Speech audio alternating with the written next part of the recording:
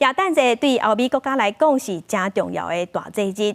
当年12月份，伫芬兰的耶诞老人村，真侪观光客真条叉。今年当地机场有比英国增加13条直飞航线，当地观光人丁嘛增加4万人至5万人。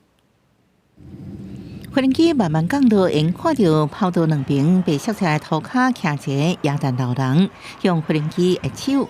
每年12月，离芬兰拉普兰区的耶诞老人村上近的机场，拢会有大批观光人潮。伫各国新冠疫情解封了后，今年佫比以前增加13条直飞航线。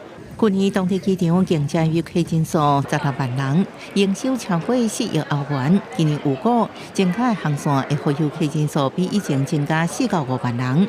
未来5年营收会增加到6亿欧元，超过台票205亿。伫大人赶去耶鲁村过节的时阵，后面各国囡仔也赶伫节日进前寄礼物清单予耶诞老人。